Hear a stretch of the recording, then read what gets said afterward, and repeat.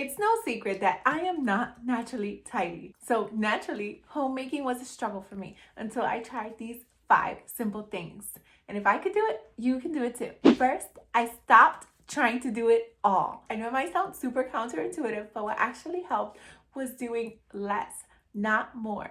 I gave up the mindset of trying to be perfect, and it was so super hard. I stopped chasing the image of this perfect homemaker that actually might not even exist. I pictured like this perfect homemaker who would make sourdough, iron her curtains, have everything seamless and spotless all of the time. But perfect doesn't actually exist. It was just this image I had curated in my mind, and who knows, maybe from seeing 1,000 perfect people on social media. But let's be real, what we're actually seeing is not the whole truth. It's actually just a highlight, a snippet. And for me, it was such a struggle because I am not naturally tidy. In fact, I used to be quite messy. I'm pretty sure I was the messiest person in the world. So I assumed that in order to be a homemaker, I had to have it all together, be perfect, make sourdough, and do this and do that, and never have a spotless floor. Otherwise, I'm a failure.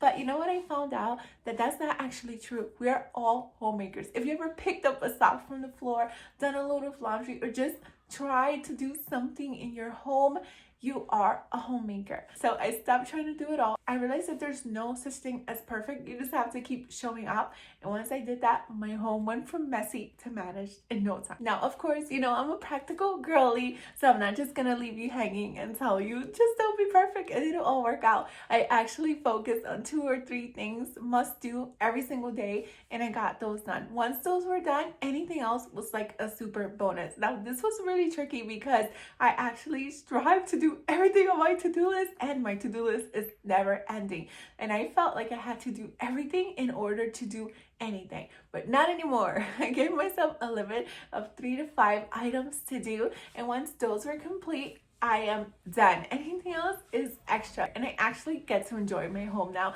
instead of just doing an endless to-do list. Think about it for yourself. What are the most impactful 3 to 5 items that will make the biggest difference in your home? Is it making your bed? Making sure your dishwasher or dish rack is unloaded? What are these things? Jot them down and endeavor to do them every single day, even if everything else falls to the wayside. The next thing I did was I began to nurture my home. I began to treat it as a living space, not just an endless task list.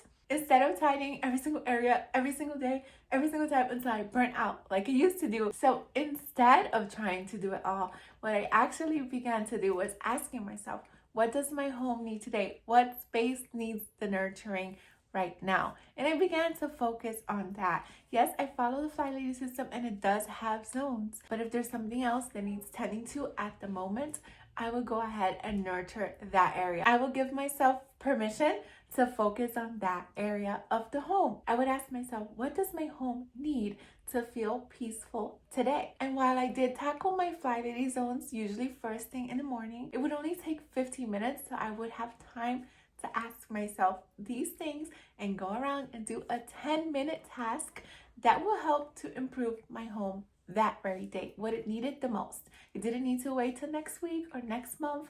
I just saw it and I did it, and it helped me to nurture my home. I started paying attention to the whole atmosphere, things like lights, scents, and flow, not just the chores. It helped me think of my home like a living environment for my loved ones rather than a project. The next way I finally made homemaking work for me is I made it fun. So I would do things like make a playlist, play a cleaning game, whatever it had to do to be fun. I will also romanticize my routines by lighting diffusers, wearing cute aprons, and using cleaning products with scents that I actually enjoy. Making homemaking fun actually helped me to look forward to it and even enjoy it. Instead of waiting for motivation to hit, because let's be real, it almost never does, or a big block of time, I started with just 10 minutes.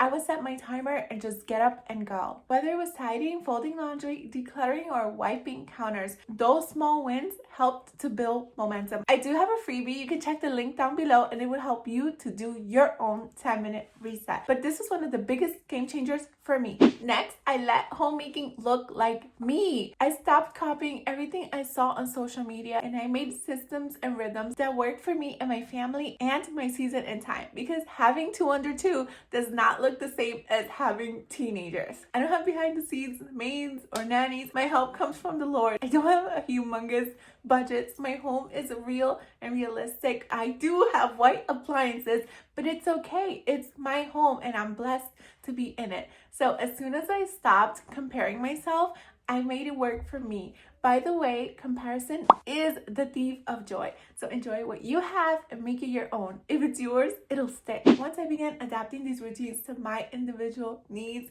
lifestyle, and family, it began to feel more natural and less of a struggle. But if you want even more homemaking tips, then be sure to check out this video here and I'll meet you there right now. Oh, and don't forget to get your freebie. It's waiting for you down below. Thank you so much for watching. Until next time, to God be the glory. Bye.